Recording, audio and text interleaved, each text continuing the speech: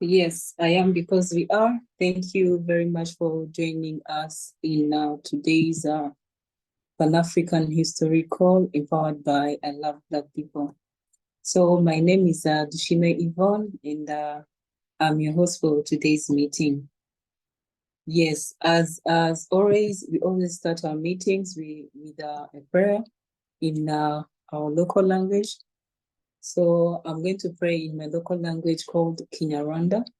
Kinyarwanda is from Rwanda. So let's pray. Uwiteka Mana nziza turagushimira turaguhimbaje turakwinginze mukomeze ubane natwe ukomeze twigaragarize ukomeze turindire imiryango inshuti n'abavandimwe n'abantu batandukanye twiyumbaje mu izina rya Yesu Kristo. Amen. Yes. So welcome to another I Love Black People Saturday Pan-African call. We are going to have different speakers. After the speakers, we are going to have the Pan-African Healthcare with Nana Akua, where we are going to learn stress relief, how you can release your stress without using these medical medicine, using herbs or traditional technology, like methods. And also after that class, we're going to have the Pan-African History class with Dr. Tyrene Wright. Yes, so stay tuned. Don't leave the call. So we are going to have our first speaker, Mulesuku Joseph from South Sudan. Yes, Joseph, can you hear us? Yes, I can. Yes. Very much. Okay, yes, you're welcome. You have 3 minutes to present your call. Yeah, I mean, you. Yeah, thank you, Yvonne. Today I just want to speak about the power of mind and education. So we have been talking about unity, and we still talk about unity. We know it's the most important goal that all Africans want at the moment. But sometimes we ask the question, why is it that we haven't been united now? Today I just want to offer suggestions that might help us in our quest for unity. A friend once told me that the mind is a terrible thing to waste.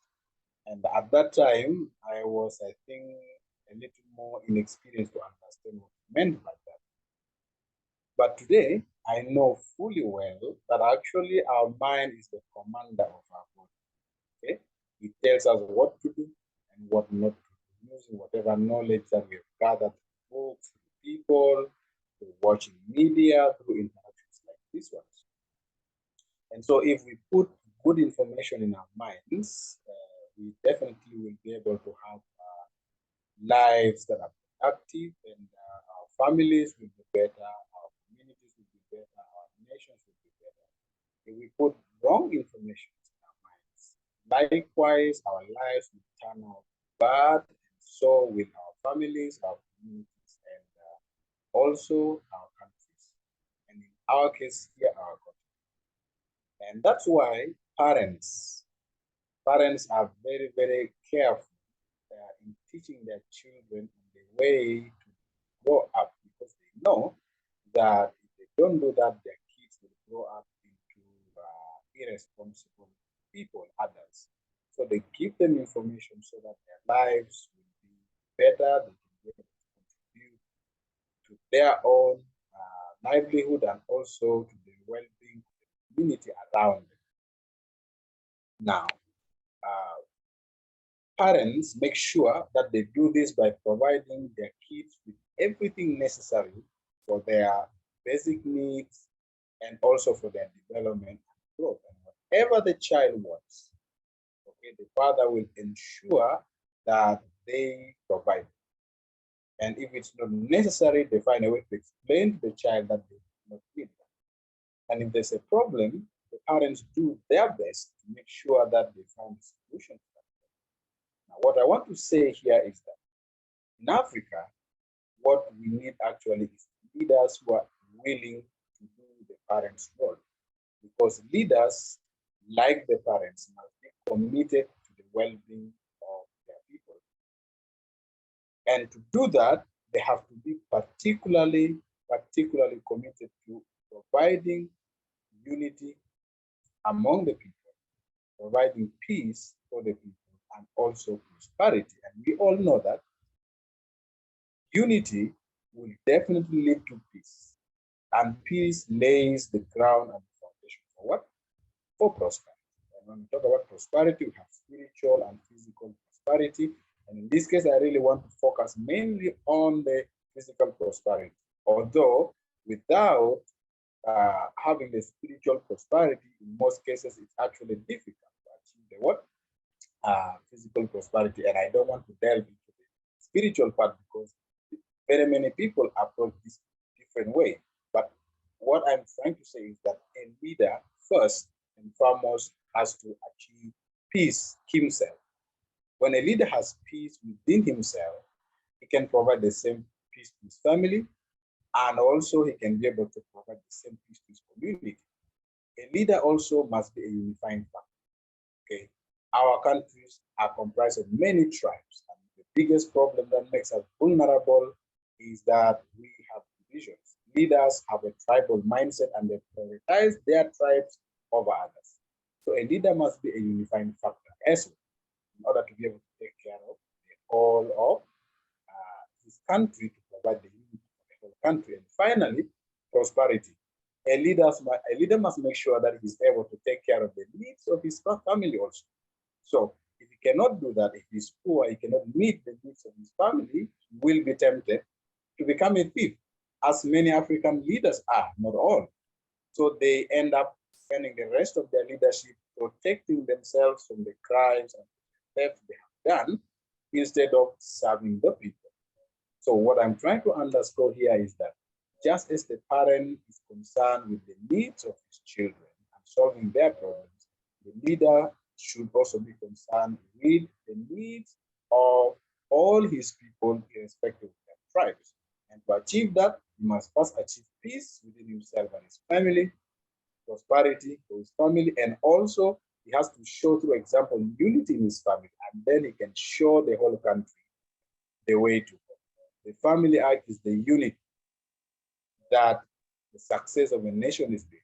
And if a leader can demonstrate peace and unity and prosperity through his family, he can certainly demonstrate the same, and people trust him to also lead the whole country peace, unity, and prosperity. And I think for all of us here who may be desiring to become political leaders, this would be a very good thing to do so that we will be able to achieve the kind of unity that we want for our country. Thank you so much. I am because we are. Thank you for listening. Yes, thank you very much. That was our brother Joseph Mulesuku from South Sudan. Thank you. I am because we are. Up next, we are going to have our brother from Ghana. Yes, Shahid Kasim, can you hear us? You can unmute yourself. Yeah, good afternoon from my side. Yes, good afternoon. You're welcome. Yeah, this is Kasim Shahid speaking from Ghana.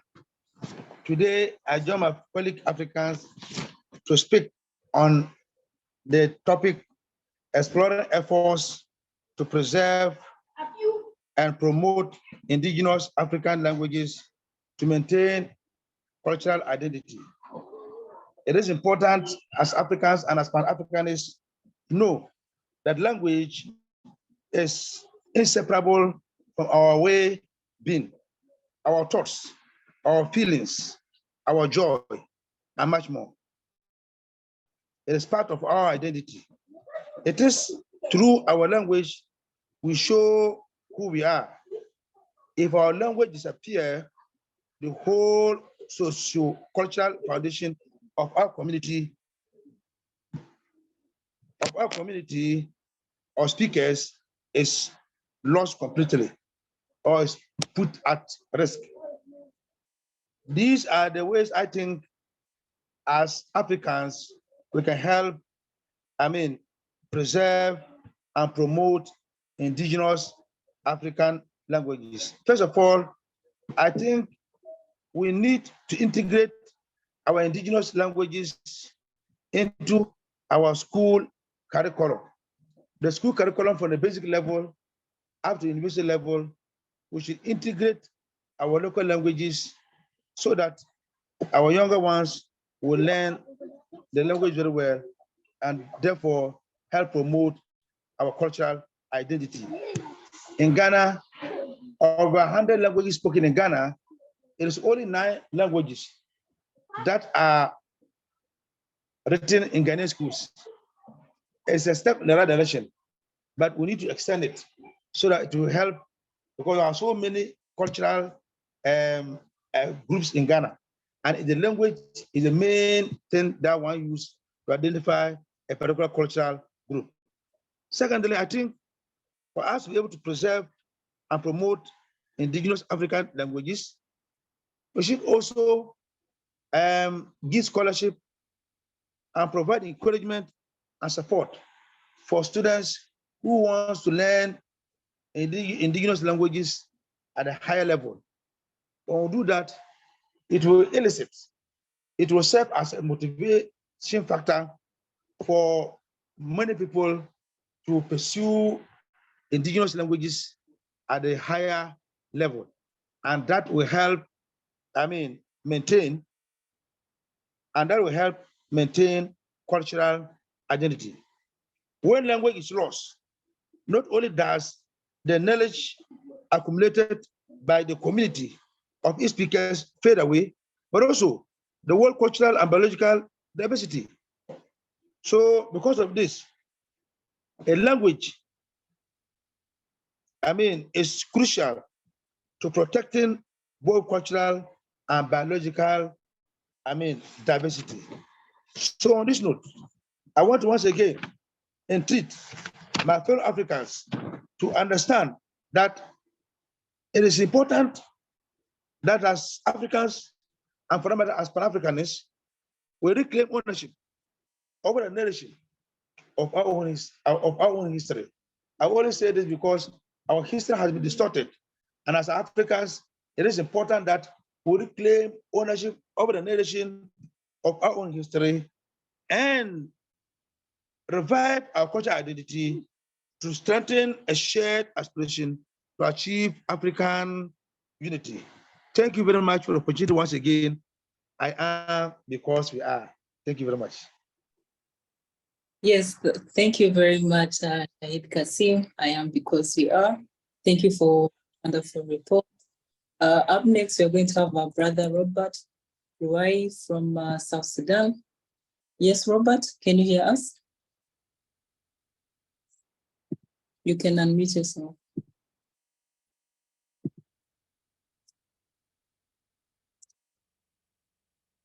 Yes, I think our brother Robert has some issues with his mic. We are going to continue with our brother Elijah Nyambuti from Kenya. Yes, Elijah, can you hear us? You can unmute yourself. Yes, I can hear you. Can you hear me? Yes, we can hear you. You're welcome. You have Thank you. to present your report. Okay, this is my report from Kenya. Our topic was exploring efforts to preserve and promote indigenous African language to maintain culture identity. Indigenous languages are an invaluable source of cultural knowledge, helping us to embrace diversity, bring relationship with distant cultures. However, with many of them starting to disappear, we are facing the possibility of losing touch with ancient culture and their history. Indigenous languages can die like anything else. This is caused by globalization and urbanization because we do not have the very systematic transfer of languages across generations. We have older people not transferring their language to younger people, as well as systems of education where certain language dominate the system of education. So a quite number of languages are endangered. The only way to save the indigenous African languages is by introducing it in local schools Right now, we have schools and we have education. If the language is introduced in schools in our area, get teachers and other older people to teach younger generation, I'm confident that indigenous languages in Africa can be revived. Traditional knowledge is transmitted between generations through stories, songs, dances, carvings, painting, and performances. However, global histories of colonialization, exploitation, and dispossession continue to undermine and undervalue these aspects. In many countries, indigenous children and the youth are not taught in their native languages. Like here in Kenya, civil, civil society groups and the Kenya Ministry of Sports, Culture and Arts have drafted a bill to document and promote indigenous languages in Kenya. And that's why I encourage the other countries to embrace the same. How now we can support these indigenous languages? How can we support these indigenous languages? First of all, we have to listen to indigenous speakers when they share their stories. Let us encourage the integration of indigenous languages in schools curricula. Learn about indigenous programs. As I conclude, I encourage my dear brothers and sisters to provide encouragement and support for indigenous people who want to learn and teach their language. For example, I can teach Kiswahili and my brothers can teach me their other local languages. Thank you. I am Elijah Nyabuti from Kenya. I am because we are. Yes, thank you very much, Elijah Nyambuti from Kenya. Thank you for that wonderful report. I am because we are. Yes, up next, we're going to have our brother Raymond Philly from Zambia. Yes, Raymond, can you hear us? You can unmute yourself. Hello, good afternoon, everyone. Yes, good afternoon. You're welcome. Hello, can everyone hear me? Can hear you. Yes, we can hear you. Okay. Thank you very much for this. Thank you very much for this opportunity. Yeah, I'm glad that we have the topic of language. It's one of the key elements of self-identity for any well-meaning person or even tribe. You need to have your own language. You need to have your own names from your own tribes and your own languages. The fact that we are speaking English languages and all these foreign languages, which we have actually made to be official in our everyday conversations as a nation, still means that we are still colonized and we are still controlled. Because if you are going to speak a foreign language, it also means even your thinking will change into the foreign way of living. So language, I think, is very important. We need to start changing also through our own languages, our education curriculums. We need to have our own languages, and we need to change most of the things that we learn, like subjects and all, into our own languages. If you look at countries that have developed or are developed, they do not use foreign languages. They've got their own languages. Even computer languages, they are translated into their own languages. So as Africans, if we are serious about going forward and unity, we need to go into that direction. I know Africa has got a lot of languages which are so diverse, but maybe to start with, we need to select maybe languages from regions. Say ECOWAS, maybe you come up with one language that you can use. Maybe on the south side, start with SADC or COMESA. Then East Africa also, they come up with one language so that by the end of the day, we have maybe 5 languages that we can use for official African communication, which can also be used in the Pan-African Parliament. Then from there, I think once we start, we can look at other ways also of trying to promote our indigenous languages country by country, and then we go also up to the regional level. So that's my little contribution, but I know a language, any tribe or nation that has developed, they use their own language. They don't use foreign languages. Because a foreign language, a foreign name, still means that you're under their control. Even the names that we have given ourselves, the so-called Christian names, they're not really Christian, but they're colonial names. So Christianity is just a disguise for them to control us through the same Christianity, because Jesus Christ was neither French, was neither English or Portuguese. He was a Jew. If these names were really meant to be Christian, then we should have been having Jewish names, because Jesus Christ himself was a Jew. So these so-called Christian names that we have taken are actually colonial names. So we need to read ourselves first and foremost of the colonial languages. We need to speak our own languages for identity purposes. And then from there, we look at what else we need for us to redefine ourselves and have a true identity. Because these identities we have through the names and everything, all the systems that we interact with are all colonial. So we don't have our own personal, indigenous African identities. So with that little contribution, I thank everyone. I am because we are. Yes, thank you very much, Raymond Philly. Thank you for that wonderful report. I am because we are. We are going to continue with our sister. Piri. Okay, sorry, Piri.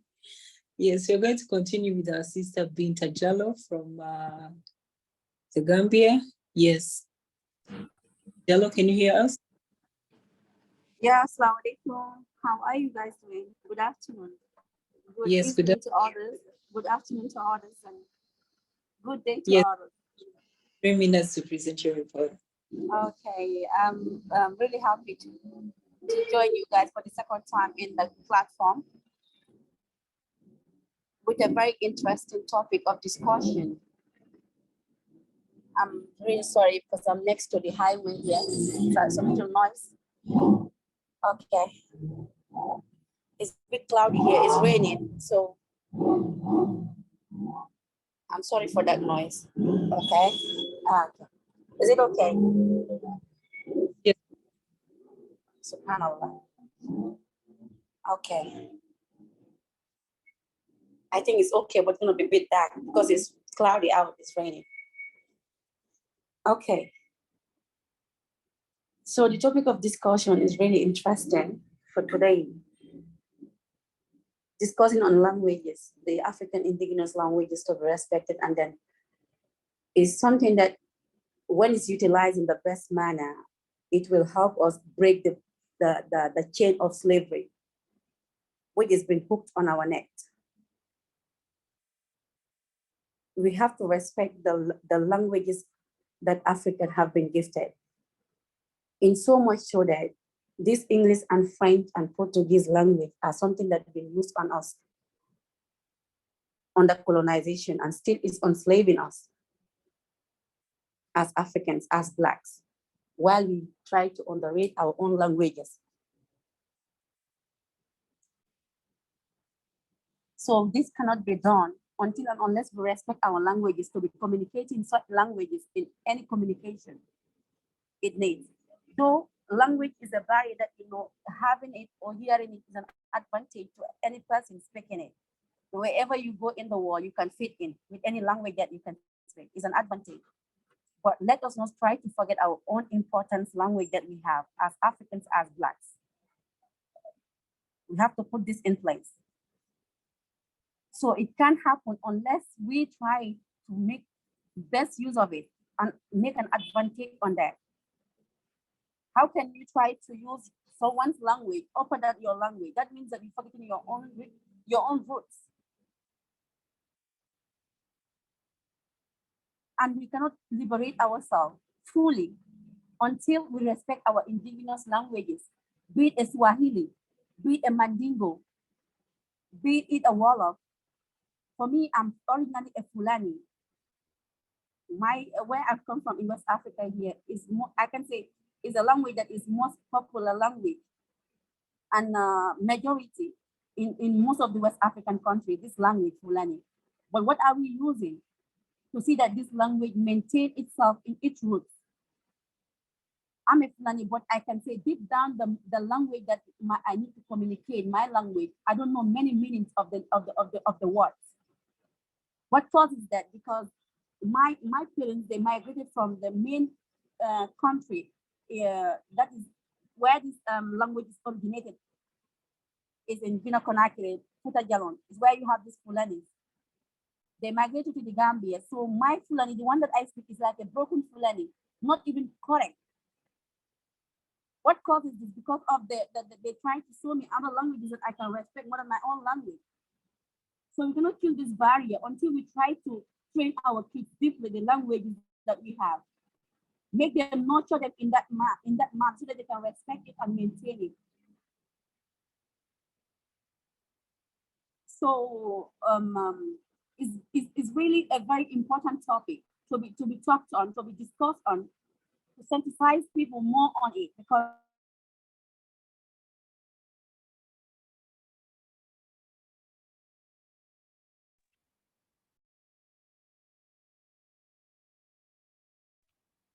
yes, Binta. You're on mute. You can yourself and finish up. Due to the rain that we have here, the network is bit. We have Okay. heavy rain here, so that means that today it have been intervened with this. Yeah. So I'm really sorry for that interruption. Yes, you can finish up with your report. We have 30 seconds left. Okay. So we as Blacks, we as Africans, wherever we are, we as Blacks, wherever we are, we have to respect and then honor our own indigenous languages to try to kill that chain of slavery, try to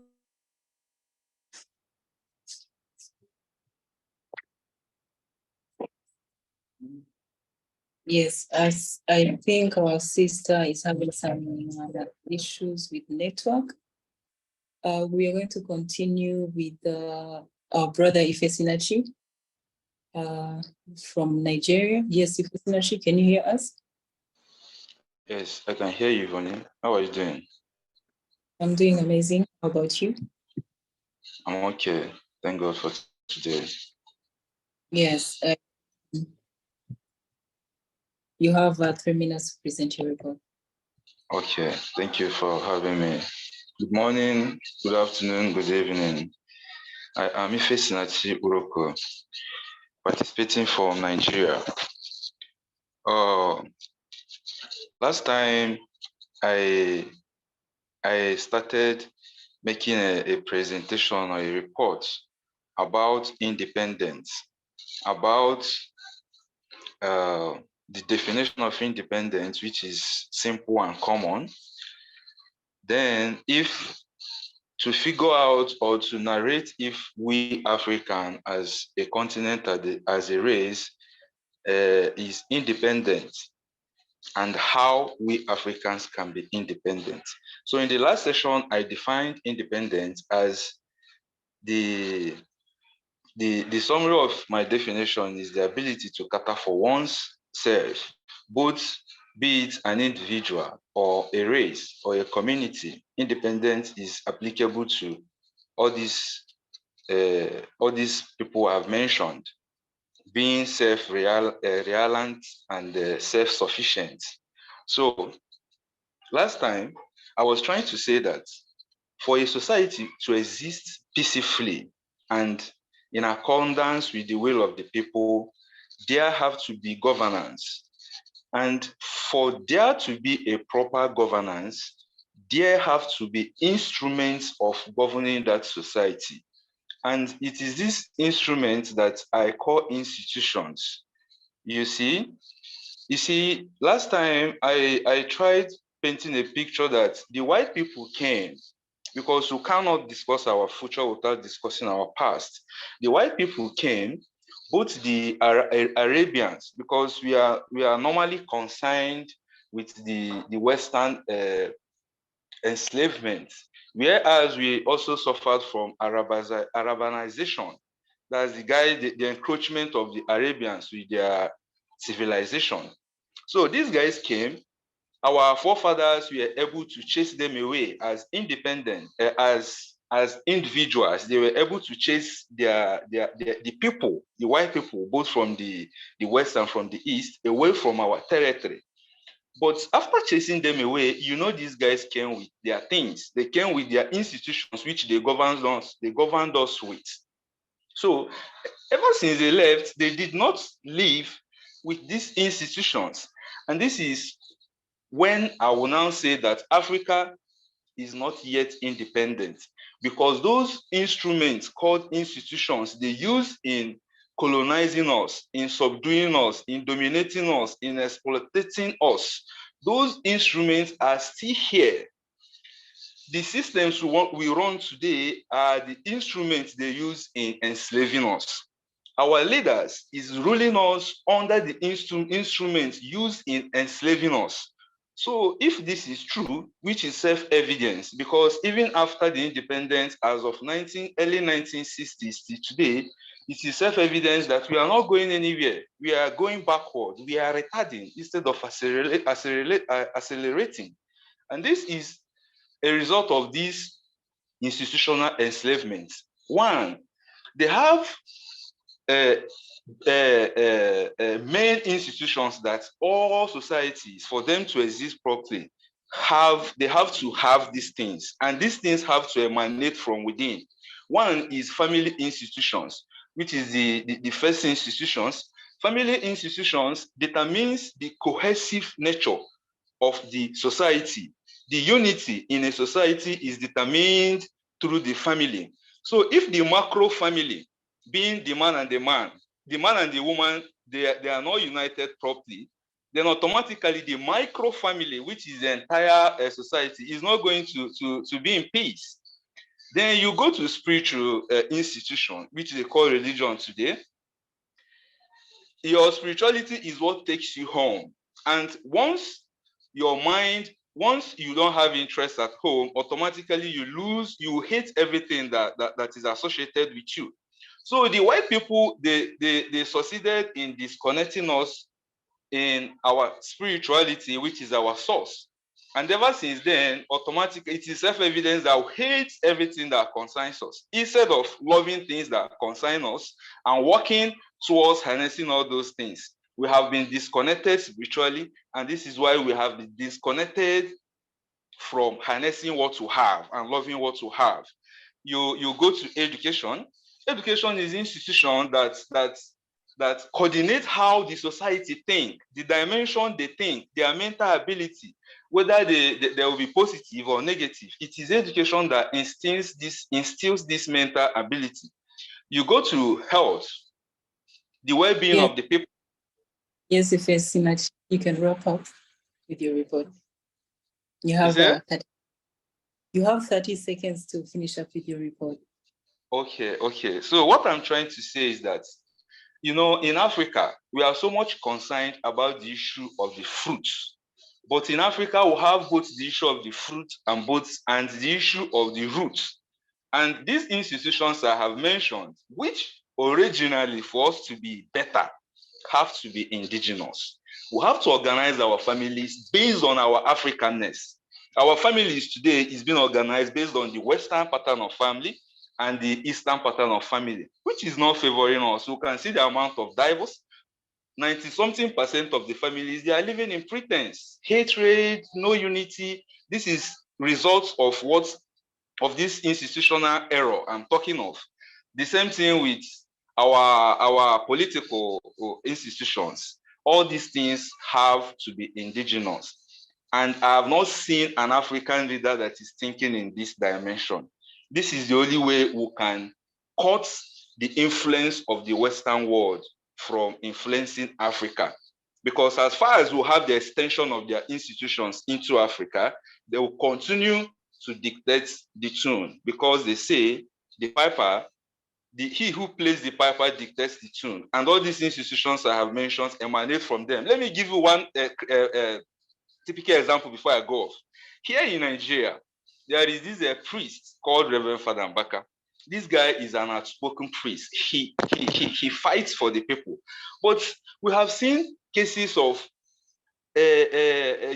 order coming from outside the country that this guy should shut up, this priest should shut up. And if he refuses to shut up, then send him to monastery, excommunicate him.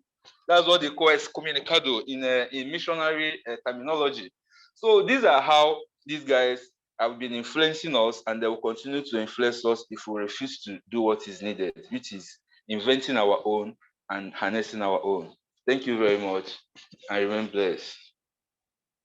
Yes, thank you very much, Ifesinachi Morocco from Nigeria. We're going to have our last speaker, Manuel Muke from Zambia.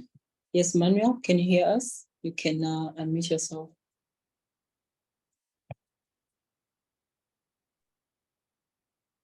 Okay. Have 3 minutes. Yes, good afternoon. You have 3 minutes. Okay. Good afternoon, everyone. Am I audible? Yes, we can hear you. Okay. Yeah. I'm going to talk about I'm still talking about the mindset of the youth. Now today I'm talking about the youth leadership. Yeah, as in a process of developing youth leadership skills and youth leadership mindset.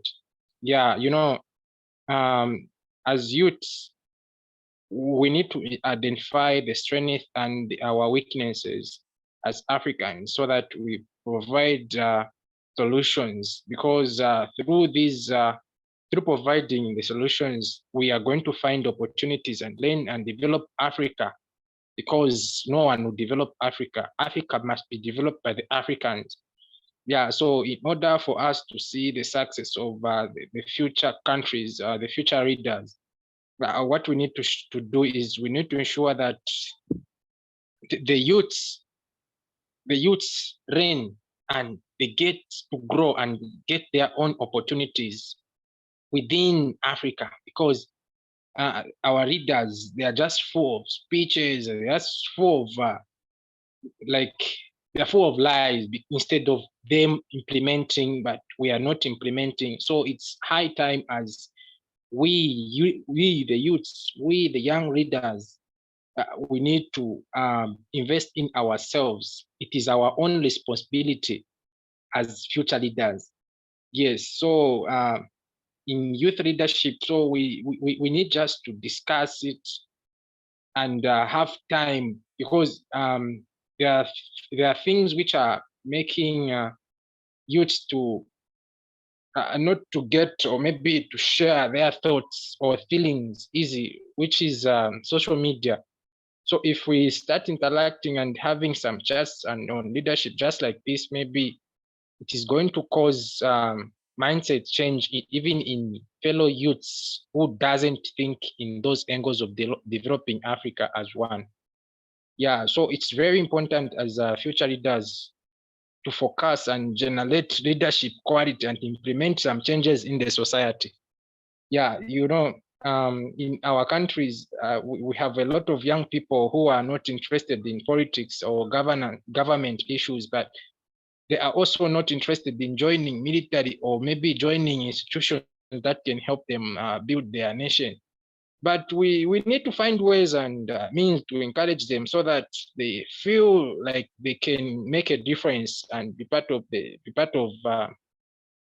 themselves. Yeah, than being just isolated in. Yeah, so it's very cardinal as future leaders, the youths and the young people with potential and sharp destiny to contribute to the growth of their communities and the nation.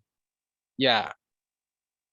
So we just need to be around them and encourage those who know.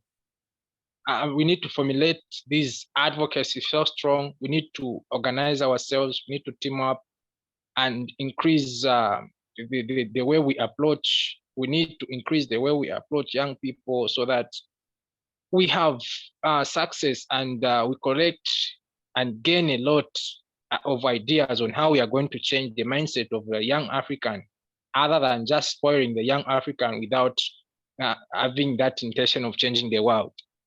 Yeah, so Thank you. we just Yes, time is up. Time is not on our side. Yes, thank you for a wonderful report. I am because we are. We are going to continue the Pan-African healthcare with Nana Akua. And if you'd like to receive a shout out from her, you can turn on your camera.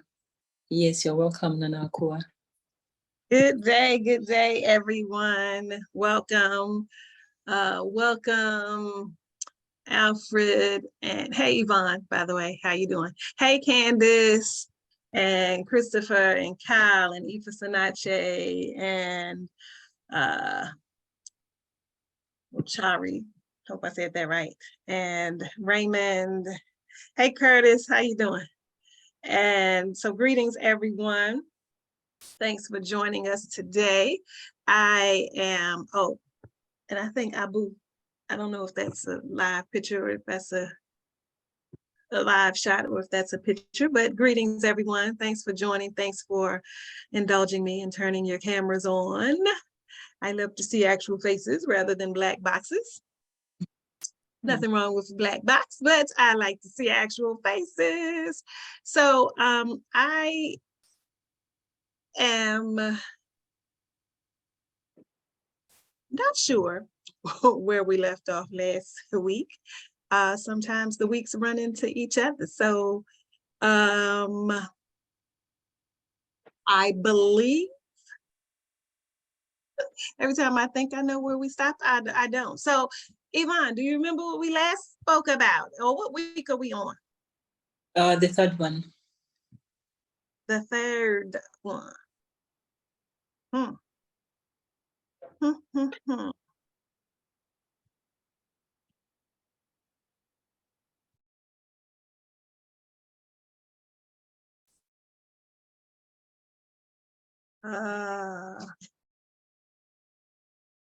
Never seems to share when I want to share it.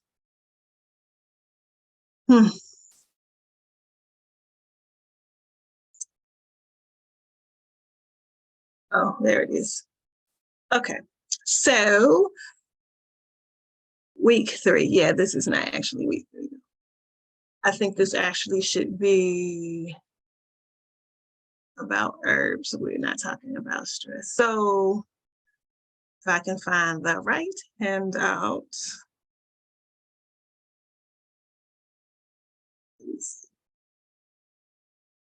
You see essential oils, right? So we're gonna talk about essential oils. That's what we're gonna talk about. So this week, and I need to just renumber my packets. That's what's happening. So I think we spoke about nutrients, micronutrients. I think we talked about vitamins and minerals maybe. And so I'd like to this week talk about some of the natural healing medicines that we have. As an herbalist for at least 25 years, that is my first love. But I like to be mindful and make sure I share information about other, natural healing remedies, homeopathic remedies, essential oils, flower essences. So there are many, and there are many different types of herbal plants and how we take them. But let's start with essential oils, because I think I usually get to talking about herbs and we save little time for essential oils. So we know that herbal plants or herbs or plants that are used for medicine are naturally grown. Some are considered wild or weeds that we know are edible, that have healing properties. Some are even considered plants, or we usually just adore in nature for their beauty but they also have healing properties as well. And then we have some that are not so obvious, right? So we have certain plants that actually have flowering parts that the essence of the plant is taken through a distillation process, and the essence or the oils of those flowers extracted and put into bottles. Usually you will find small 30 milliliter or 30 milliliter or 60 milliliter bottles of essential oils that usually we will use in different forms of aromatherapy. We may use them in a diffuser, which emits the aroma of the oil into the air. We have small, large diffusers that we may have in our living space. There are even diffusers that we can attach and plug in our cars and have car diffusers. So there are different ways of emitting the aroma of essential oils into the air. We may use essential oils in our bath and beauty products. So we may make them in our creams, our oils for our body, our face. We may add them to our bath products, our bath salts, our bath scrubs, our bath oils, our shower gels, things of that nature. We may also use essential oils in a personal spray mister. This is something I have done a lot from the beginning of the pandemic, making my own hand sanitizer. I would use a spray mister bottle and use alcohol, and then drops of different antiseptic, antimicrobial essential oils to use to kill germs in the air and on surfaces, on my hands, so on and so forth. We know that we can use essential oils. How else? We can use them in candles. So if we are into using candles or lighting or burning candles, we can add essential oils in and around candles. It's called dressing a candle, so that we get whatever healing properties may be in a candle. If it's already an herbal candle, or even if it's a colored candle and it's not scented, you can adorn it and embellish it rather with essential oils to emit the essence of the oil that way. So there are many different ways to use essential oils. Some people will use it directly if, say, there is a foot fungus or sore tooth or gum. You may, add a drop or two of clove oil, for example, directly on that soreness. So there are many ways to use essential oils. So I want to go through a few essential oils today. This chart is up on my screen because this is one that I compiled and I am putting in my book that I am writing. So this may look familiar to you, Yvonne, but it's up on the screen. So we're going to use this one. So a lot of people will be familiar with your lavender or your peppermint or your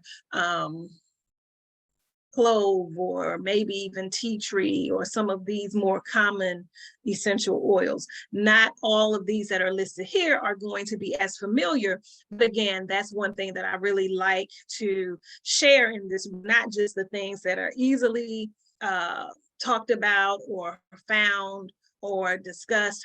We want to learn about the cedar woods or the juniper or the helichrysum, or these types of essential oils, the clary sage, the bergamots, and all of these that may not be as common as, say, your lavender or your peppermint or your rose. Those are great. As you may know, if you've heard me talk about essential oils before, you know that peppermint is my ultimate all-time favorite essential oil. I use it every day. However, there are so many others that I do want to share and make sure you're familiar with. So, and as I sometimes do, it's hard to kind of skip over some of these. So I'm going to try not to hit everyone and maybe just highlight a few. But the list is exhaustive. And actually, let me correct that. It's not an exhaustive list because there are many others that I did not get to add to this handout, even though this handout I think is 3 or 4 pages. But I tried to hit some of the more useful or more common ones, and just to get you more familiar with some of the healing powers of essential oils. So let's start with basil. So we know that basil is a cooking herb or spice that we often will use in certain meal dishes. Maybe most people will only use it in, say, some Italian dishes, pastas and things of that nature. But we know that the essential oil itself is an antibacterial, an antiviral, an anti-inflammatory, an analgesic oil. It's an antispasmodic. So we know that it's good for mental stimulation. It's good for bronchitis. It's good for colds, headaches, coughs, sinuses, indigestion, respiratory problems, blood circulation, a number of issues basil will address. So even if you only knew it as a cooking spice, know that it has a lot of medicinal healing properties as well. Let's skip down to cedarwood. Cedarwood has a distinct smell or aroma, but we know that it's a diuretic, it's a decongestant, it's an astringent, expectorant, it's also a sedative and a fungicide. So we know that this will help with chest infections, anxiety, acne. It'll regulate menstrual cycles. It'll cure coughs and colds. It'll kill insects. It'll help with inflammation and fungal growth and infection. So it has a lot of uses as well. Chamomile is very effective as an essential oil. I find the herb itself to be really mild. So it's one of those that if I'm using it in herb form, say a chamomile tea, it's really mild. That might be something I would only give to a child, but as an adult, usually it's not going to be that good of a sedative. However, in the essential oil form, it's very helpful in baths, inhaling the aroma, using it as a compress, and so on and so forth. So it has sedative properties, it's antibiotic, it's antidepressant, it is a digestive aid, it's good for fighting off infections. So we know that this helps relieve pain, it's good for skin problems, good for depression. It is good for reducing spasms, killing bacteria, increasing perspiration, improving digestion, has a lot of healthful healing properties. It's good for fever, it uplifts the mood, so on and on. So while chamomile might not be one of my favorite herbs, the essential oil I find to be very useful. Cinnamon, I can't go past, one of my favorite essential oils. You may use the actual herb. A lot of people who will use that who are diabetic, you may use it if you're trying to control your weight. But the essential oil is an antidepressant, it's an antiviral, antibacterial, antifungal. It's cooling, it's stimulating, very good brain tonic, good for the respiratory system, it's good for skin infections, it purifies the blood. It is good for heart disorders, diabetes, colon cancer, indigestion, bad breath, a number of issues. So cinnamon is also one of my faves. Cypress, I would like to mention, because again, this is one that's not as popular.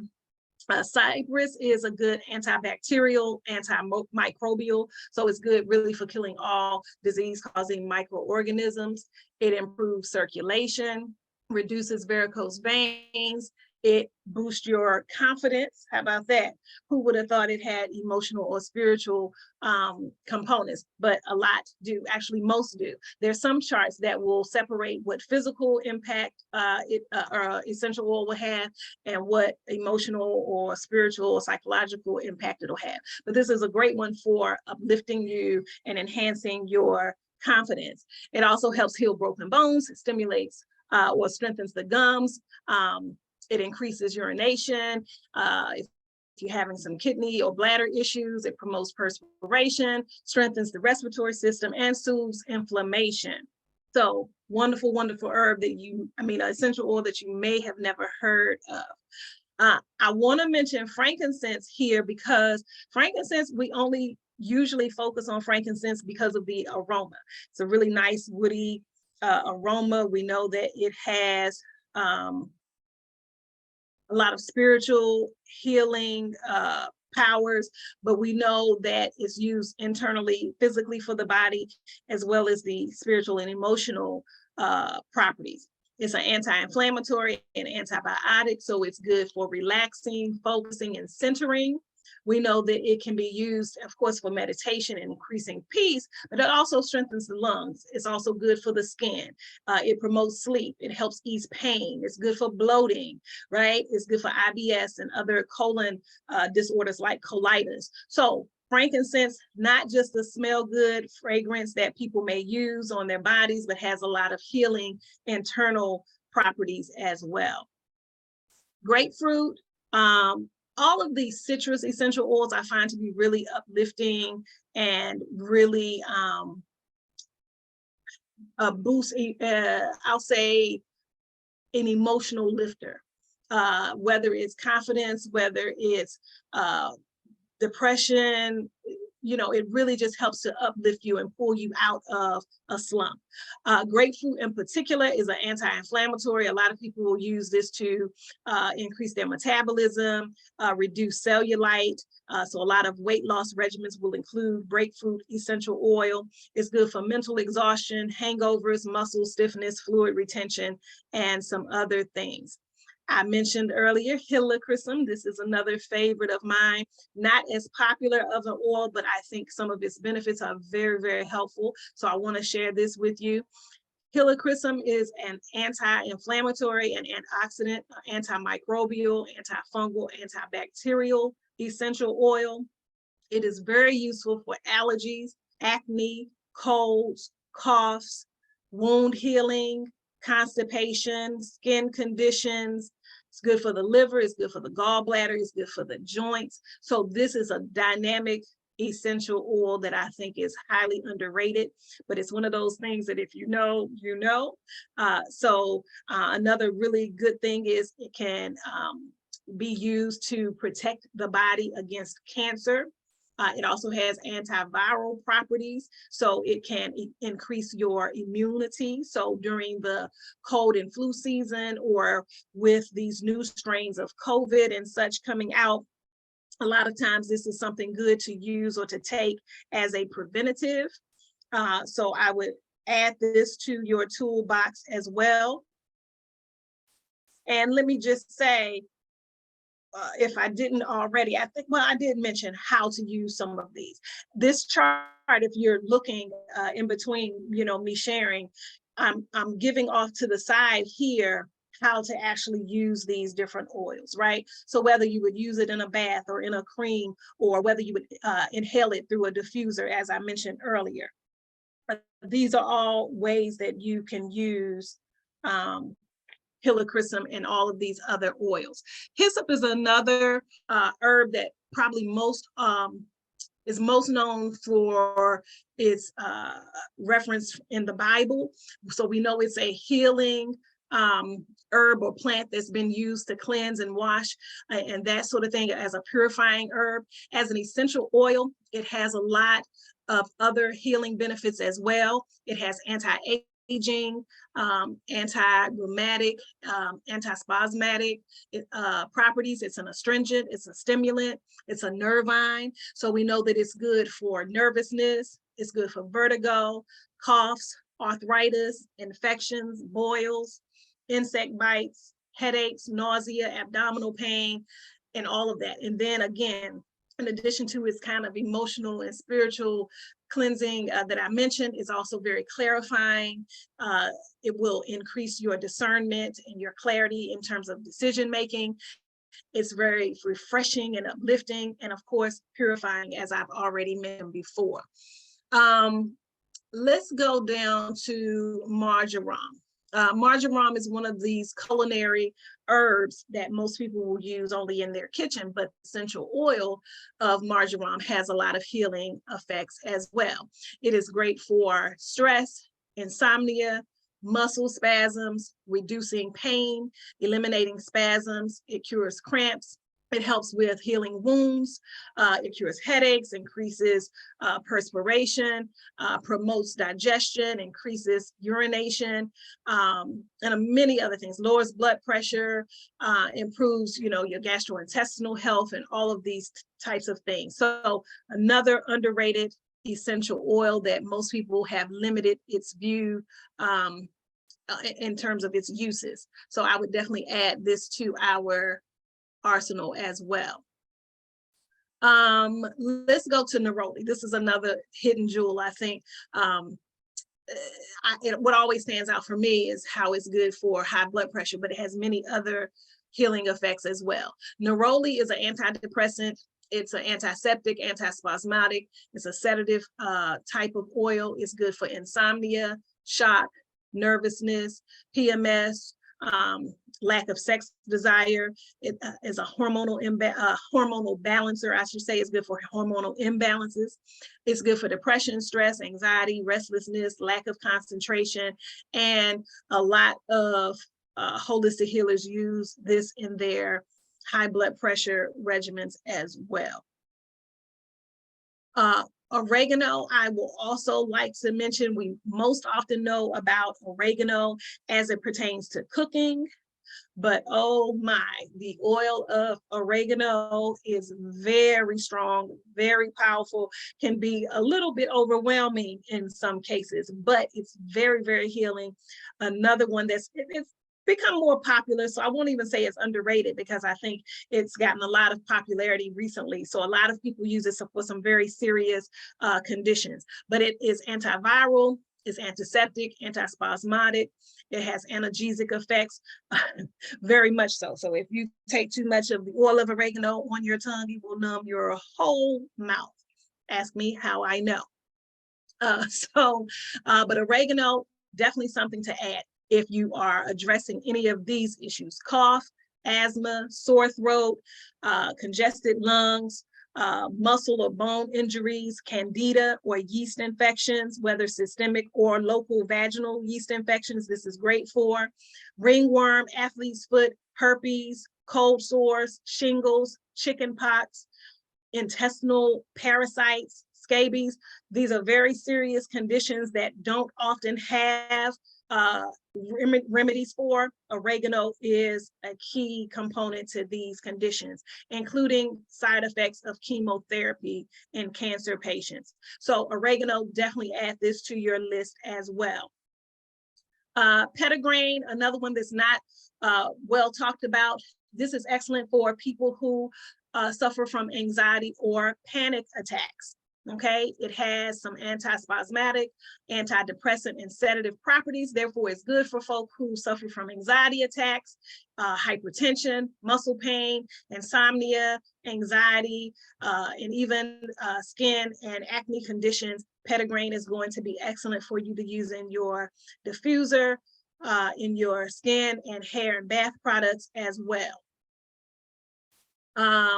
Sandalwood is another one I'd like to mention because we usually will only use this or reference this in terms of its aroma, which is lovely. However, we know that it improves libido, it increases your energy, it is good for stomach cramps, nausea, depression, herpes, candida, menses or menstrual issues, and headaches. And just moving on down a little bit, I know we're getting close to our time. Let's talk about thyme. So thyme, again, another culinary herb. The essential oil has a lot of good internal uses. Alopecia is a big, big problem for a lot of people. And so this is one of those natural remedies to include in your regimen if you're having hair loss due to alopecia, if you're having acne, if you are fighting breast cancer, if you're having heart disease, if you're having tooth or gum issues, whether inflammation or infection. This is another really, really helpful herb. It also is good for coughs. I've mainly used it for respiratory issues, but it's also good for the digestive system. including abdominal pain, diarrhea, irritable bowel syndrome. Thyme is another jewel of an oil that you should have in your natural medicine chest. And I think the last one I'll mention is this little funny name here, this ylang ylang, right? This, they've even put it in commercials where they're, I guess, kind of downplaying or kind of making fun of, I think it was a shampoo commercial where they were making fun of people who get these products that have these funny names or whatever, like ylang ylang in it. But we know that all of these herbs are very healing and nutritive to the skin and the hair and the body in general. So this one is good for nervousness, exhaustion, stress. It's great for hair growth, skin care. It's good for PMS, irritability. It fights depression by uplifting the mood. It protects the body against a number of disorders, including blood pressure, nervous disorders, and mild and severe nervous disorders. So ylang ylang can be a really uplifting, really healing essential oil to add to your regimen as well. So I know that we started late. However, I will move on because I do have another appointment. So you've gotten a little less time of me because I think we were a little late. But if you need this handout, I will give you a handout. It will not be this one because this one will be in my book. So I probably will not send you this exact handout, but I do have another handout on essential oils. So if you'd like to email me and you have questions about that, I'll be happy to send you a essential oil handout. And then next week, we'll talk about herbs and homeopathic. So thanks for joining and have a wonderful weekend. And as always, I bid you good health and peace. Yes, thank you very much, Nana Akua, for the wonderful lecture. I'm going to share your email in the comment section. Like people who would like to receive the handout, they're going to reach out to you. Thank you once again. Enjoy the rest of your weekend. Next time we're going to start on time, because we are. Yes, up next, we're going to continue with the Pan-African history class with Dr. Tyrone, right? Yes. Hello, everyone. I'm back. So give me 1 second to get on camera. And Yvonne, this week is what number? Because I wanted to do a wrap up. Isn't it almost the end? No, we changed to the 8 weeks. So what number week is this? Do you know? I think it's, no, I need to double check. Let me double check. Okay, no problem, because I'm unclear too, but it's okay, because what I wanted to do is just sort of a recap right before we're at the end. And I, of course, have been thrown off just a little bit by my encounter with COVID, but I'm going to go back and sort of do something I don't usually do to satisfy what I think we need. Hold on 1 second, you'll see me in a second. I'm going to go back to our chapter on Booker T. Washington, Pan-Africanism and Pan-Africanists, because I want to talk today. Today, I want to talk about the sort of summarize the differences in philosophical lines. And then I think next week should be 8, but I'm not sure. I'll wait for you to tell me, Yvonne. And I will get into the particulars of the contemporary situation, okay? So give me 1 second, I'll be on camera. And we'll be ready after you. Okay. All right. I think you guys can see me. Yes. Okay. So I'm here. I'm back. I'm 95%. I'm 95% recovered from COVID, which it sounds so crazy because I think some people think like it's over, it's done. And obviously, you know, I got it after 3 years. So it's not, it's making a comeback. So that being said, yes, we're doing 8. What did you say, Yvonne? Let me see. We're doing 8-week cycle. It should be, oh, okay. Okay, so we already, okay.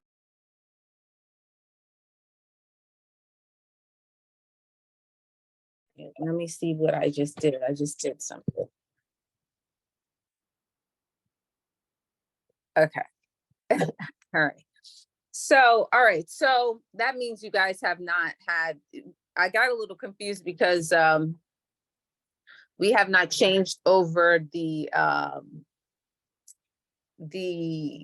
Telegram group.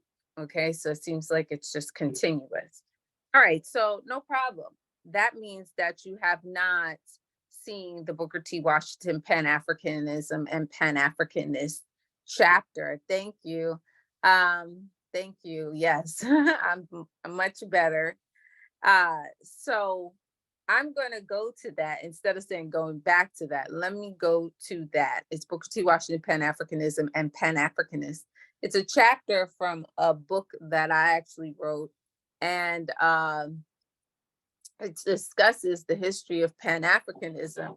And the entry point is through the story of Booker T. Washington, who is not known as a Pan-Africanist, but this gives you a different take and view. And we do a whirlwind tour, essentially, of what was happening in the year of 1900 when Pan-Africanism as a concept was born. Okay, so that is, I'm going to actually share the document and hit on some high points and then tell you why, tell you why and what you should be looking for in the reading of this chapter, because it's about 13 to 15 pages. Okay, so that is going to be our session today. In it, you should get a working definition of Pan-Africanism, as we discussed. And I'm starting to see this conversation come back in not unlikely spaces, but in spaces where they traditionally have not been the subject. Well, Pan-Africanism has not been the subject. I think there's a lot of ambiguity for people around the literal definition of Pan-Africanism. And so let me just say that in the context of this seminar, I employ the definition, which is unity for the purpose of eradicating oppression and exploitation. All right? Unity for the purpose of eradicating oppression and exploitation, obviously for African people. So when we come together to attack the issue of exploitation and oppression as it relates to us everywhere we are in the world, that is Pan-Africanism in practice. Okay, where do I get that definition from? I get that definition from the first Pan-African Conference of 1900. Very important, because it would be in that context that Pan-Africanism would first, one, be coined by Henry Sylvester Williams of the African Association, two, get its meat on it in terms of what the ways in which it can be expressed. Now, the point of this lecture today, before you read that chapter, is to highlight that you can have that bare bones definition, right? Unity for the purpose of eradicating oppression and exploitation. And then you can have a particular strategy or tactic employed. Something's okay, that's my hair. You can have a particular strategy or practice employed in order to express that. Okay, so in other words, you can have, we're coming together. When we come together, we know that our objective is to attack our oppression and exploitation. How now do we do that? Do we do that in the area of economics? Do we do that in the area of education, healthcare, so on and so forth? What is the vehicle that we use? What are the strategies and tactics that we employ? And one of the strategies that I argue Booker T. Washington uses in the context of the Tuskegee model is this idea of sustainability and to control all industries that we actually consume, okay? Du Bois would take another approach. Du Bois' approach would be through organizational bodies, hence his founding of the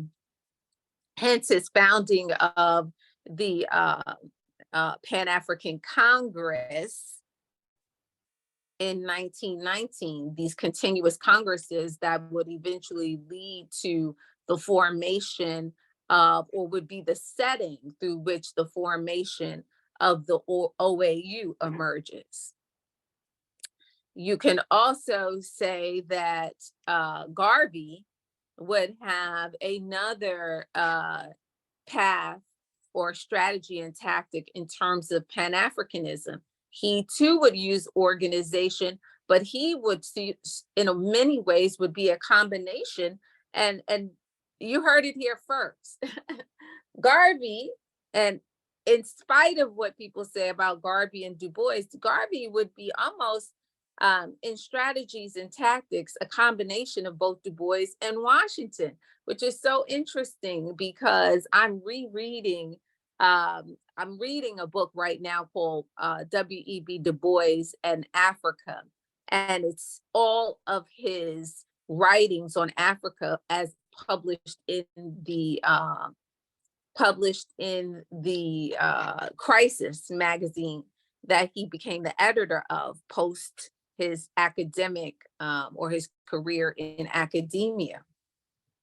So he maintained he maintained his scholar activist position in terms of writing for the Crisis. But in it, you know, there are so many things that people missed about Du Bois. And so Du Bois was very much an organization person. He would start numerous organizations. He would be the sole survivor of the 1900 conference and initiator, one of the initiators of the 1919 congresses and beyond. Garvey, though, on the other hand, is a continuation of Washington's philosophy of race pride, self-help, but more importantly, this concept of independence through industry that Washington pushed. And he would actually, Garvey, being he, would embody both. He would create a mass organization and not to be taken lightly, the largest Pan-African and African nationalist organization the world has ever known, right? And then he would also, so one, he would create organization, which is reminiscent of the approach that Du Bois takes, but he would create a mass organization that would do what? It would try to establish itself in a number of sustainable industries. He gets that directly, and you all will read this chapter. He gets that directly from Tuskegee and the Tuskegee model. And I speak about the communication between Du Bois and Booker T. Washington. Garvey initiates contact with Booker T. Washington in 1912. After the International Conference on the Negro at Tuskegee, which he does not attend. It is in many ways Washington's Pan-African Conference. And he initiates that conference, Washington, with the intention to open up all of Tuskegee's sustainable industries there at the institution, of which there were 44. I've heard recently, because how I got COVID is I was on a trip and I actually got to go back to Tuskegee. And, you know, in one of those 5 days, I got COVID. But that being said, I recently heard that there were about 46 industries. So that's still a mystery, but we do know a lot of them. I mentioned, you know, probably at least half of them in the book, in the chapter, and I maybe share that, right? There's a chapter called The Tuskegee Model in Africa. That being said, At the 1912 International Conference on the Negro, you have people from all over the African world who come to see what is being done at Tuskegee by way of these industries that are sustainable for us and by us. 8 Jamaican educators would attend this conference and go back to Jamaica and share the information with Garvey. Some of the information they would share with Marcus Garvey is the fact that the conference resolutions included a declaration to establish a Tuskegee-like institute in Jamaica. So any of you who are involved in deep reading of history know that Marcus Garvey was going around the Caribbean trying to raise money for a school. What school? This Tuskegee-like institute, or this Tuskegee-like school in Jamaica that was part of the 1912 International Conference on the Negro at Tuskegee.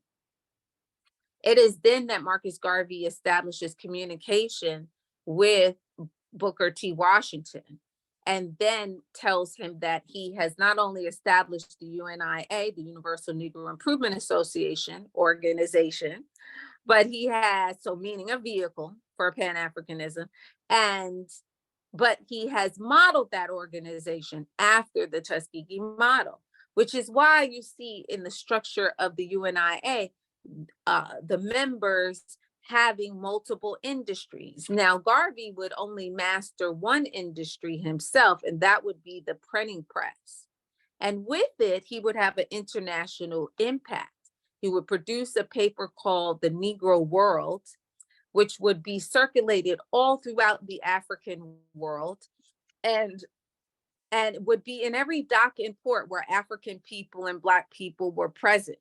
So although Garvey does not get a chance to travel the world himself, his paper, The Negro World, serves as that major vehicle through which communications for African people would take place. In it, it would be the context through which we take place and have a dialectical relationship with each other, which is also another feature of Pan-Africanism in many ways, right? This international connection and communication, like what we're doing today, but just with technology. That being said, let me recap what I'm saying. I'm saying Pan-Africanism emerges, and I might just read a little bit from the book if I have, well, I'm going to share it here so I don't have to get it. What I'm saying is that in the years leading up to and at 1900, Pan-Africanism, one, would emerge for the first time in the world. The term had never been used before. It is promoted, and the term is coined by Henry Sylvester Williams of Trinidad, and he, through the African Association, would organize the first Pan-African conference, the first conference of its kind. Okay, this conference would be where they initiate this definition, okay, which is unity for the purpose of eradicating oppression and exploitation. There are various vehicles or strategies and tactics to get to this unity for the purpose of eradicating oppression and exploitation. Garvey would employ organizational movements and vehicles, right? That would be his particular strategy and tactic, and successfully so, because the entity that he establishes, the Pan-African Congresses, would be the setting that would lead to the organization of African unity and then to the African Union. And it would be the think tank and the setting through which African leadership, African heads of state would come together and declare, or lead, let me say leadership, because at the time they're under colonial rule, but African leadership would come together and declare that the total independence and liberation of Africa was the inevitable reality, okay, that it was inevitable that they would not suffer under colonialism, and that the independence of Ghana in particular would never be enough. It would be inconsequential if all the other African nations that were suffering under colonialism did not, in fact, achieve liberation and independence from those colonial powers, okay? So that's Du Bois' contribution, the establishment of organization. But then you have Booker T. Washington's brand of Pan-African independence through industry, creating sustainable reality for us. Whatever we consume, we also produce, and we're cutting out the exploitative and oppressive forces that have, through economic means and through labor means, kept us in oppressive circumstances, right? So that's his particular brand, Booker T. Washington, independence through industry. Garvey, lastly, is in many ways a combination of the two. He establishes organization, but he establishes, and I'll say not but, he establishes organization that does what? Seeks independence through industry, right? So he is seeking to own industry. This is part of what, if you don't know the history, this is part of why he's trying to buy a ship. You know, he didn't have all the expertise around him to make that a successful endeavor, but he is promoting and doing what one would do in order to own the industries that we in fact utilize and consume. So in many ways, as ironic as it is, Garvey is very much a combination of the two in strategies and tactics. I'm just sorry, I just paused because I'm thinking about the book that I'm reading. And of course, I'm always like reading and getting deeper into the very information and history that I teach. But Du Bois had a very critical perspective of Garvey, and I'll probably share it. I'm going to scan it and share it because I think it's interesting to see the dynamic between them once once Booker T. Washington is gone. Now, I say all of that to say that Nkrumah, as you'll see in the chapter that I give you to read, Nkrumah, who is a Pan-Africanist that comes much later, he would be someone who says his vehicle for Pan-Africanism is going to be scientific socialism. Now, he does, last week I lectured on the Marxist and Leninist ideology and how so many of our Pan-Africanists were deeply Marxist and Leninist, and that we should be very careful of just blanket adopting in a blanket way the philosophies and the strategies and tactics of Eastern Europeans, in particular the Eastern Bloc, to deal with African problems and deal with African liberation. So that was the whole lecture on Amilcar Cabral and how he is unique in the sense that he invokes history and culture. That being said, Kwame Nkrumah would not be the Pan-Africanist that Du Bois was, although there is a connection between the two. I'll get to that. He is not the Pan-Africanist that Washington was, or the Pan-Africanist that even Du Bois or Garvey was. He is someone who is saying that we, in a scientific way, can practice socialism to get the needs of the people met, particularly the laboring classes and the proletariat, so to speak, and through a scientific method. When people say, so let me just decode something. When people say something is scientific, it does not mean always hard science. Science can be applied to the social reality. And that being said, Nkrumah is talking about having a scientific, a methodological, a method in approaching our liberation. Step 1, step 2, step 3, assessing it and executing it methodically in that way. That is in this instance, what scientific can mean. So he's saying through a scientific application of socialism, which means that there is some collective responsibility on the part of the government and the political structure to the people.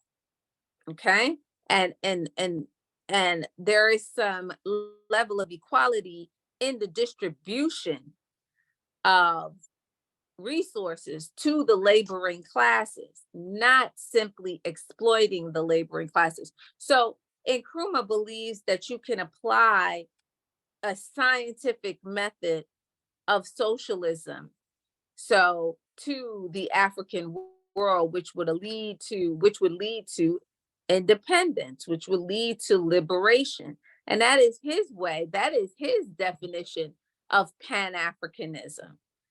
So he is very, not different, but he also is a combination of the others, because certainly the Tuskegee model, this sustainable model, can work into the socialist model. And that is what Nkrumah is talking about to a large extent. In the latter part of Du Bois' life, and I hope you noticed that I started early on with Nkrumah, and not with Du Bois, and I'm ending with Nkrumah in this discussion on Pan-Africanism, because what would happen to Du Bois? I'm engaging both the philosophical line and ideological line and the historical facts as they took place. Nkrumah would at some point invite Du Bois to the United States. To Ghana, right? So Nkrumah would invite Du Bois, who was in the United States, to Ghana. Du Bois is sort of disenchanted with what has happened in the United States. He is disappointed.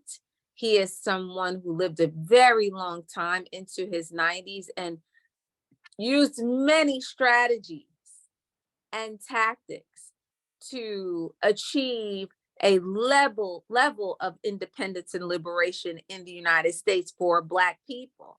He is someone who was born during at the end of the Civil War, right after the end of the Civil War.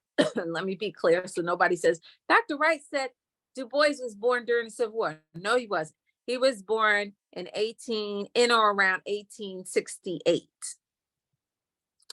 which would make him about 10 years younger or more than Booker T. Washington. Was born somewhere around, he was born somewhere like 9 years before the Civil War begins. Okay, 9 or 10 years, right? But because he was born in slavery, we don't know the exact date of his birth. That being said, Du Bois is a child. He comes of age during what? The radical Reconstruction period in the United States, where Black people would emerge from enslavement and have,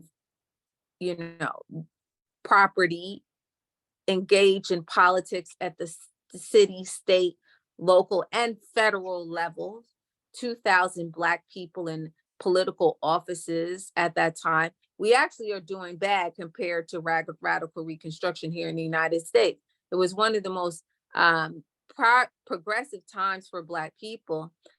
And we rose out of enslavement rather quickly. Okay, a huge amount of progress to the degree that it scared white Americans, and they responded with violence to erase all of that progress. Well, Du Bois is aware of the 13th, the 14th, and the 15th Amendments to the Constitution, particularly the 14th and the 15th, which gave citizenship to people born in the United States, all people, which would directly apply to the African, so-called American population, and the 15th Amendment, which bestowed the right to vote. These are two amendments that were produced out of the Black freedom struggle in the United States. And people benefit from it today. This is one of the reasons, aside from what Booker T. Washington would do to debunk the African exclusion measure, which we're going to get to. It's one of the reasons anybody can immigrate to the United States and become naturalized and become a citizen. But it's also the reason why anybody who comes to the United States and has a child, that child, although regardless of the status of the parents, is automatically considered a US citizen because of this very naturalization laws that come out of the 14th Amendment and the 15th Amendment, which are written in the blood of the Black freedom struggle. Well, Du Bois knows this. He's saying we want to be full citizens, get all the freedoms and rights of full citizenship in the United States. So you can imagine he creates many vehicles over his 90 years to facilitate this. And none of them work. None of them work. So by the 1960s, he is overwhelmingly disenchanted. And it is then that Nkrumah in Ghana, who he has a relationship with, right? The chief Pan-Africanist on the continent of Africa invites him to Ghana and says, forget that mess in America, come to Africa, come to Ghana, and, write the Encyclopedia Africana. And, that's it. And Du Bois does go to Ghana, and he lives out the remainder of his life there. He never completes the Encyclopedia Africana, but it is a major statement because not only does Du Bois go to Ghana, he revokes his US citizenship. He is in many ways deeply disenchanted. He basically sees it as the United States will never fulfill the amendments that were written in the blood of African people who were enslaved and fought the war in the United States to end the institution, to kill the 250-year-old institution of slavery. And we came out victorious in that struggle because we did end it. I'm going to leave it there. But the point of it all is that, I'm giving you sort of, and in the chapter, you will get more. I'm giving you a sort of whirlwind tour of Pan-Africanists and not only their contributions per se, but the early history and the connections we can make because we are all coalescing. And how that impacts the strategies and tactics. So Pan-Africanism is the objective, but we all have various vehicles through which we get there. And those vehicles are various strategies and tactics. So I hope I did a good job in giving you some of those, right? Organizationally, in terms of, organizationally, independence through industry, our dialectical relationships and organization. So there are many ways, scientific socialism, a scientific method to the distribution of labor and resources and the practice of democratically, right? Still choosing leadership and engaging in a very particular process to bring about our liberation, right? So I hope you got some of that. I'm going to put the chapter up. I didn't open it up. Maybe, I don't know. Well, let me, it's 11:48, so I've hit my time limit. Let me just go to questions. And I will, I guess, once you ask your questions, I'll open up the document and I will share it, which is better. It's been working out better because I share the document first and you already have what you're going to be looking at and reading for that week, right? As opposed to saying, okay, I'll upload it on Monday and then Monday ends up being Tuesday night. Or Wednesday or Thursday. So I think this is a more effective way. So while I'm going to go off camera and you can ask me some questions, and I'll come back to show the document that you're going to be reading and put it in Telegram at the same time. Okay. All right. So let's get some questions going if you have them. So Garvey was practically implementing organization by Du Bois and industry by, yes, basically. And I'm not saying that he got it from them, but I'm saying that his method was a combination of two, right? Because what kind of organization was it? It was a mass organization that spanned the world. Never before, never since have we had a mass Pan-African or African and African nationalist organization. It was both. It was both because the guiding principle of the organization was Africa for the Africans, and the methods that they employed in the organization was what? To establish different industries sustained by African people for the purpose of African people. Right? So that is why if you took a tour through Harlem, the tour through Harlem, that would include the UNIA history, the Universal Negro Improvement Association history, would be a tour of various buildings purchased by the UNIA as different stores, different shops, on and on and on. Okay. They even purchased down the street from Abyssinian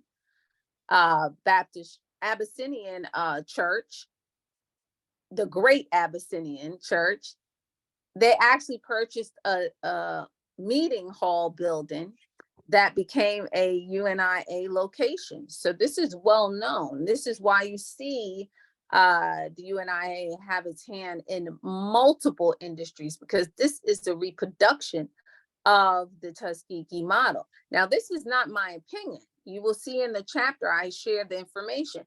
Garvey writes Booker T. Washington and says, I have established in 1914, it says, I have established the UNIA and I have modeled it after the Tuskegee model.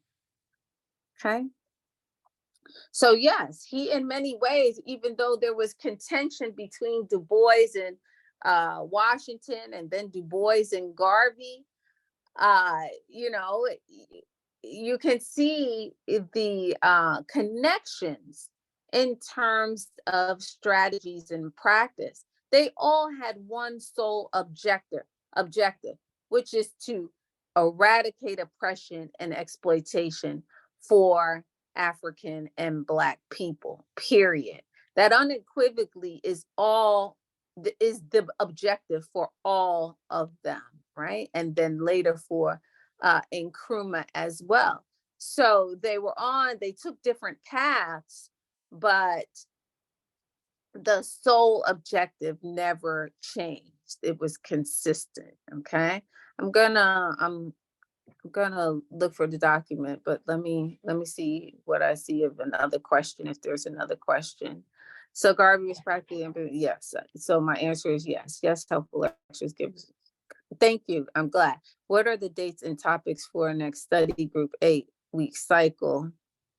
I think he said Pan-Africanism on a deeper level. So I have to revise the syllabus because I lost 2 weeks there where I was not on program, and yeah, during my bout with COVID. That being said, so we're about 2 weeks off in my mind, right? I'm 2 weeks off schedule. I'm going to send out a new syllabus, and because our cycle turned over 3 weeks ago. So I'll be sending out a new syllabus, and I will tell you, you will see on there what next week's lecture is on. But this week, you will have the chapter that I mentioned. It's called Booker T. Washington, Pan-Africanism and Pan-Africanists. Okay. And I know some people are like recycling the course and coming back in and picking up at a different point. That being said, this would facilitate a more thorough reading of this particular chapter. So if you've been in and around this space, you may have seen it before. So this will, we will go a little bit deeper. And this is my introductory lecture on that. Okay, so I'm gonna open up my, I'm gonna share my, well, first I'm gonna put it in Telegram, so there is no delay. Let me see how I do that. Well, let me share it first.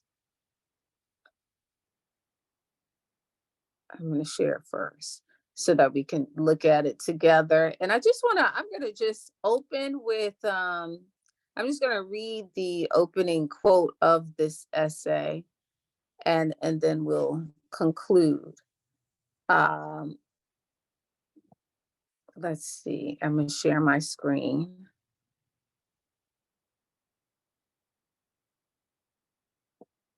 I'm gonna share, let's see, where's share? Look, it would have helped if I just like put my glasses on.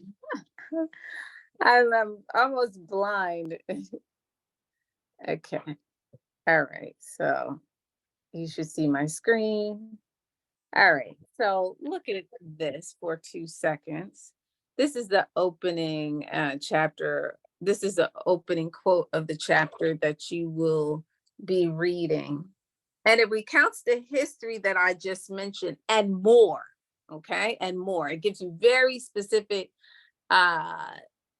names and locations of people who contributed to the coining of the phrase, which is Henry Sylvester Williams, and the understanding of Pan-Africanism, meaning that it is all over the Caribbean, it is all over North America, it is all over Europe, right? And it's being perpetuated by African people who recognize the need for unity in light of our situation. The quote, and so I opened the chapter with a very compelling quote that many people, if I took the name off, would never know or think that this was Booker T. Washington, right? It says, there is, however, a tie which few white men can understand, which binds the American Negro and the African Negro, which unites the Black man of Brazil and the Black man of Liberia, which is constantly drawing into closer relations all the scattered African peoples, whether they are in the old world or the new. I have rarely met in America anyone of my race who did not in one way or another show a deep interest in everything connected with Africa. The millions of Negroes in America are almost as much interested, for example, in the future of Liberia and Abyssinia as they are in their own country. There is always a peculiar and scarcely definable bond that binds one Black man to another Black man, whether in Africa, Jamaica, Haiti, or the United States. How powerful is that? Okay, how powerful is that? He is saying that we are connected everywhere we are in our common struggle. And so that's the opening of that chapter that you'll be reading this week. And if you've already read it before, because you're on the cycle of here, we're going to go in for a deeper reading and understanding. And this was the introduction to that. Okay. I think I'm good on questions. Okay, I don't email the syllabus. It's going to be posted in Telegram. So if you're not officially in the course, then talk to Yvonne and she'll put you in. Iman. I'm talking to, I guess. Yes, it's Iman. Yeah. Can officially join the group and address it and see it there. Okay.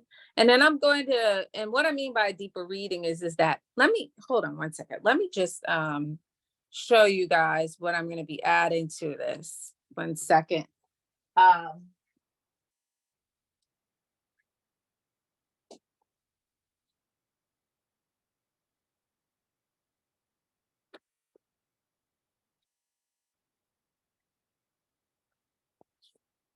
So one of the things I'm going to be adding to it is this book more than anything. And this is a book about Du Bois's, all of his writings on Africa, which intersects with, Garvey and Washington and all of that. And so it's a perfect reader because it gives you his, you don't have to dig. You can see the intersection between the two. And Du Bois is someone who would have contact with who? Booker T. Washington, right? He would have contact with Marcus Garvey. He would also have contact with Nkrumah. So you see the clear coalescing. And I'm not saying that it was all rosy. It certainly was not. But those are the intersections there that, color the history of Pan-Africanism. Okay. All right. So I'm going to stop there. Seemed like I sat in, we're at 12 o'clock on the dot. So I guess you all started late today. So I came in right on time, but with a few minutes starting afterwards. So I guess I'm right at my mark here, right? Even though I'm late once again, but not tragically like sometime. So that chapter that I just showed you, that's going into the group, and I will be sending a revision of the syllabus along with, I didn't forget about last week. I wanted to share an additional reading on Amilcar Cabral about the connection between Africans on the diaspora and the United States, okay, as well. All right. All right. Thank you all. Thank you for staying to the end. I am because we are. Yes, thank you very much, Dr. Wright, for this wonderful lecture. And the link to join the Telegram group, people who join, they can follow that. And also, I would like to thank everyone that stayed until the end. There is Abubakar Makaro, Candice, Christine, Curtis Murphy, Mary, Raymond, Sis Iman, Nyema, Godfred. Yes, so have a wonderful weekend. Stay safe. I am because we are.